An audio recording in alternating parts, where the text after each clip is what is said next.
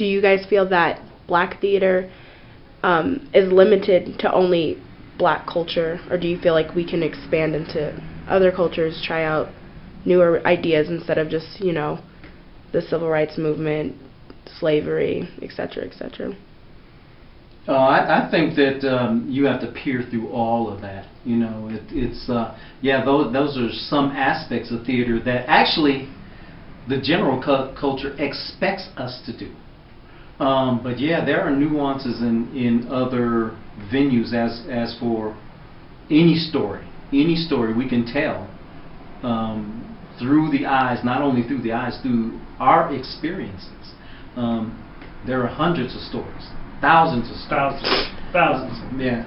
And you know, we can tell a lot of those stories. A lot of those stories have been written or transcribed into plays, and they're not always about civil rights. Those are the things that the populace would really like to continue to see us in. And the truth of the matter is that there are tons and tons of stories about little simple snippets of life that take place in our community that never get a chance to be produced or seen in some cases. So there's a whole array of life and culture within the theater, the black theater, that we need to be able to share not only with our own people but with others as well. The general populace knows on the scale of 1 to 10 literally nothing about us and our culture and our people. Nothing. And the interesting thing about it is what that statement, the question you asked us about being limited. Actually, as we were coming up in theater, we weren't. Again, there were things that we didn't exist in the other forms of theater or movies. We didn't fall in love. I mean, to have a love story with African Americans in it didn't exist. Did not exist per se, without something being really wrong, like, okay, there's a murder, like Carmen Jones or something like, oh, we're going to murder everybody at the end. I mean, or the experiment that the white playwrights did early in the 19th century, Emperor Jones, Showboat, Porgy and Bess, all written by white people, with a view of what they thought African Americans were. They do it today. Dreamgirls.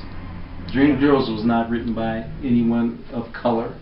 So there are just monumental untruths that are actually classics today. So I don't think our story has been even scratched yet. I mean, there are some beautiful things that have been done, but boy, we just scratched the surface of the possibilities. Yeah, and it's a lot of our own interactions with one another. Those things kind of go completely misplaced or unseen.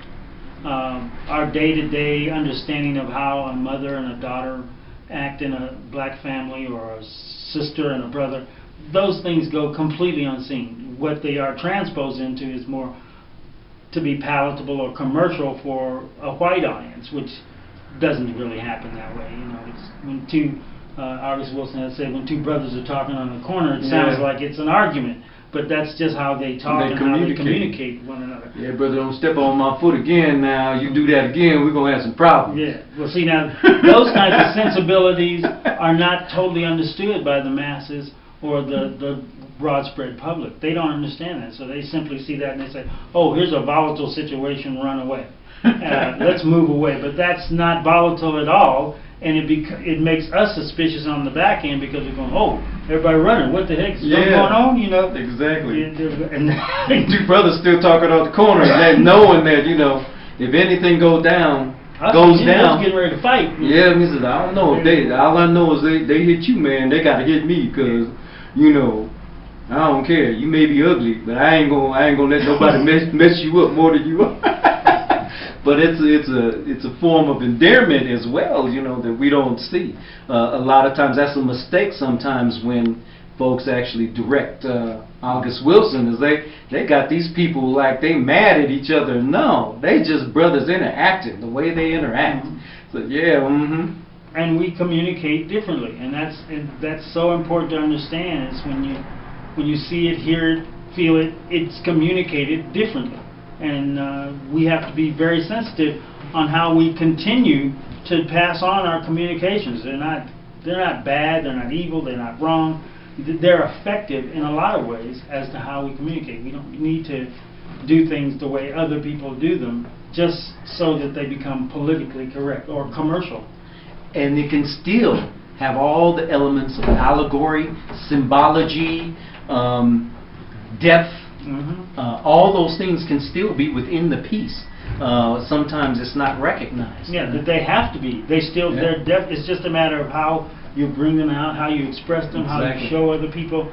And that's the educational communication part of the theater that our audience, or any audience, whichever the source or any other audience, needs to understand. We don't need to change it so that the audience can accept it as opposed to be able to understand it. There's a big difference.